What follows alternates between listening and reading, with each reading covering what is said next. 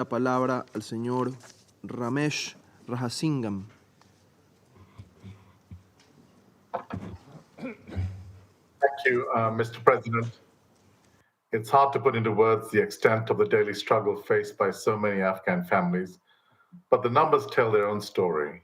As we come to the end of 2023, humanitarian needs continue to push record levels, with more than 29 million people requiring humanitarian assistance, 1 million more than in January, and a 340% increase in the last 5 years.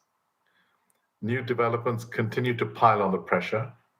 In October, 6.3 magnitude earthquakes in the space of just 8 days in the western province of Herat damaged 40,000 homes, 10,000 of which were completely destroyed, and which affected 275,000 people. Thousands of families are now living in tents and makeshift shelters where they are exposed to rapidly falling winter temperatures. And in the eastern and southern regions, there has been a dramatic surge in the number of Afghans returning from Pakistan following the government of Pakistan's announced repatriation of illegal foreigners from 1 November. Since then, more than 450,000 Afghans have returned, more than 85% of whom are women and children. Many have been stripped of their belongings, left disoriented by days of travel, and are arriving in poor medical condition. They require both immediate attention and assistance at the border and longer-term support for reintegration. Their sudden arrival could have far-reaching consequences for the whole country unless sustainable and joined-up assistance is received with support from the international community. Mr. President, the needs of women and girls in Afghanistan have continued to grow at a scale and intensity commensurate with the repressive approach taken by the de facto authorities. For 2 years now, girls and women have been marginalized from almost all forms of public life. They've had their access to secondary and higher education systematically denied, their movements restricted, and their ability to work, including in the humanitarian sectors, prohibited.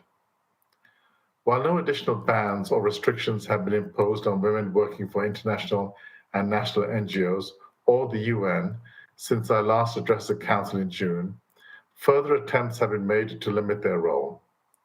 In recent months, the de facto authorities have issued a series of official letters to several NGOs and women-led organizations requesting the removal of women from leadership positions, including director, deputy director, and board member roles, and as signatories for bank accounts. Partners have reported that documents signed by Afghan women or projects mentioning women beneficiaries have also been rejected, and some local agreements authorizing Afghan women to participate in humanitarian action were revoked by de facto authority departments after they had been secured. Nevertheless, we continue to achieve some degree of practical cooperation with the de facto authorities at the local level, which is enabling Afghan women to be involved in humanitarian action.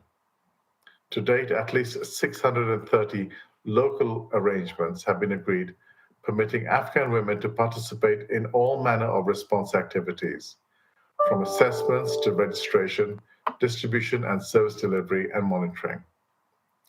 Some humanitarian programs that were initially suspended due to the bans have now resumed and even expanded operations.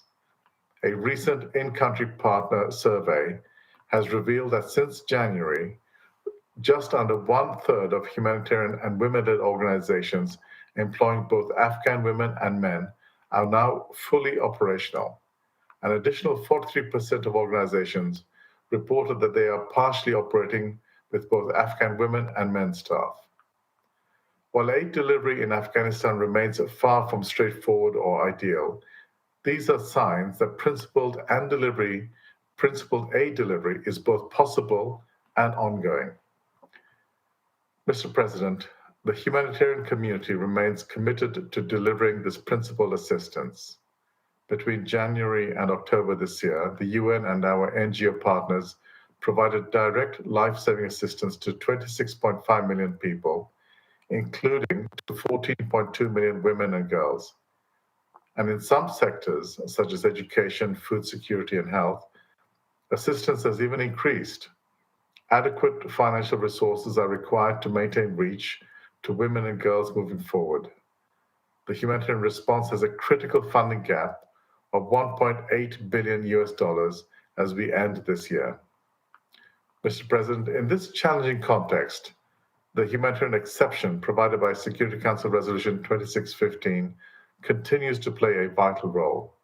It continues to provide important reassurance, principally to commercial actors, that the provision of services and goods necessary to delivering humanitarian assistance and to supporting basic human needs, including the processing of financial transactions, does not violate UN sanctions. This reassurance has been critical to encourage the banking sector to transfer funds into Afghanistan, and this has eased many of the difficulties faced by humanitarian organizations in the aftermath of August 2021. Since the adoption of Resolution 2615, the number of UN agencies and NGOs reporting difficulties in moving funds into Afghanistan has dropped from 87% 2 months prior to the adoption of the exception, and now stabilized at around 50%. But challenges remain, principally around banking de-risking. Important work is ongoing to establish at a more granular level the specific bottlenecks facing humanitarian organizations, whether these are in relation to the specific currency of transferred funds, issues with the intermediary banks, or the willingness of the global financial messaging system, SWIFT, to accept money transfer instructions to Afghanistan. The evidence collected will be vital to working with banks and states on solutions in the coming months. Mr. President, guidance issued by several member states has also contributed to understanding the exception, including the fact that when a designated person holds a leadership position in a ministry, this does not mean that ministry is also subject to sanctions. This is important because, as a matter of operational necessity, humanitarian actors in Afghanistan must make payments to line ministries, some of which are currently headed by designated individuals. These payments include rent on government-owned premises and warehouses, withholding tax on national or international NGO staff income, rent, and suppliers, visas and work permits for national or international NGO staff, fees for imports, landing fees to the Ministry of Transport and Civil Aviation, headed by a designated individual, for the UN Humanitarian Air Service, and licenses for NGO registration, communications equipment, and municipal charges, among others. These are requirements we face in any and every humanitarian operation in the world. They are payments that have to be made if we are to even start the process of aid delivery. Furthermore, a failure to make any or all of these payments would have severe consequences for humanitarian actors, including the freezing of bank accounts, the shutting of offices, and even deregistration. Mr. President, a further key component of Resolution 2615 was the clarification that the provision of funds or assets to designated persons or entities is permitted when it is necessary for humanitarian and basic human needs programming. However, let me reassure you, the existence of this exception in no way means that humanitarian organizations in Afghanistan approach the matter lightly. On the contrary, all necessary precautions are taken to avoid payments to designated individuals or entities. For example, when using Hawala providers, as 2/3 of our partners inform us they have to do at some point in the banking chain because of ongoing issues in the Afghan banking sector, strict measures are taken to avoid those providers listed under the 1988 UN sanctions regime. Indeed, there has been no reported use of these entities. Furthermore, our humanitarian partners ensure payments strictly match the modalities for payments made during the Republic. These payments include, for example, cash payments to officials at the immigration desk at the airport for international visas, via bank transfer to line ministries for withholding tax on behalf of national staff, landlords, or contractors, or in cash deposited in the Afghanistan bank for licenses for VHF radios or armored vehicles. All of these payments are the cost of operating in Afghanistan, just as they were prior to August 2021. None is aid diversion. Mr. President, now let me turn to aid diversion specifically, and I want to be clear about what we are seeing in Afghanistan. Aid diversion, as frequently seen in other contexts, such as the looting of warehouses or the hijacking of aid convoys, has not occurred in Afghanistan.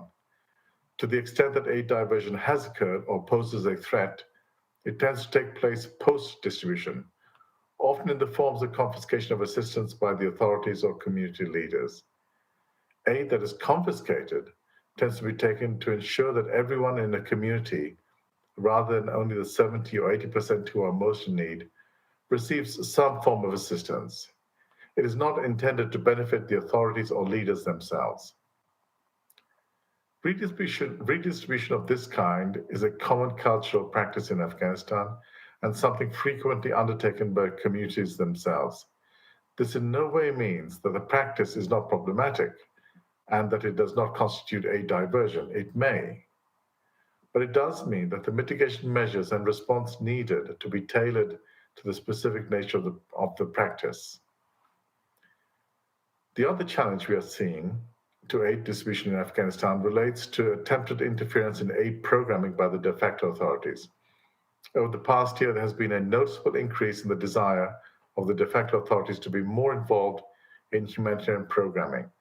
The attempted interference has contributed to a 21% increase in bureaucratic and administrative impediments between January and October 2023 compared to the same period in 2022. While the forms of interference, such as intervening in beneficiary selection or recruitment, pressure to change established service delivery modes, requests for data and information with regards to budget and staffing contracts, and requests for payments of new fees, are the same as we see in other humanitarian operations globally, and do not necessarily imply aid diversion. They do undermine our capacity to operate in a manner that is independent and impartial, and they do cause delays to assistance. OCHA Afghanistan continues to work with our humanitarian partners to resolve these obstacles and to categorize the types of interference and aid and nature of aid diversion more accurately. This will help to ensure that the tools we deploy to prevent and respond to these different issues are the most appropriate and effective. Mr. President, humanitarian organizations take their responsibility to minimize the risk of aid diversion very seriously, and we take strict measures to make sure aid reaches its intended beneficiaries. Where instances of aid diversion have occurred, such as in Gore province, which we brought to the Council's attention during the June briefing, immediate action is taken to cease distribution while issues are resolved. Donors are kept fully informed every step of the way.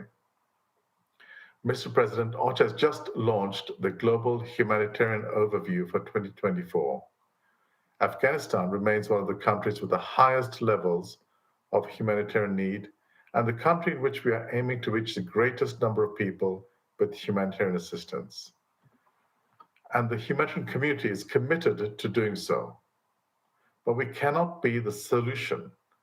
Ultimately, the Afghan people need sustainable solutions and a longer-term approach that moves them beyond mere survival. Solutions that allow support for income generation, agriculture, climate resilience, and restoration of basic services. For this, the people of Afghanistan need and deserve peace and stability, and an environment in which every Afghan can enjoy respect for their human rights. I urge the Council to continue its efforts to this end. Thank you, Mr. President. Agradezco al señor Rajasingham por la información que ha proporcionado.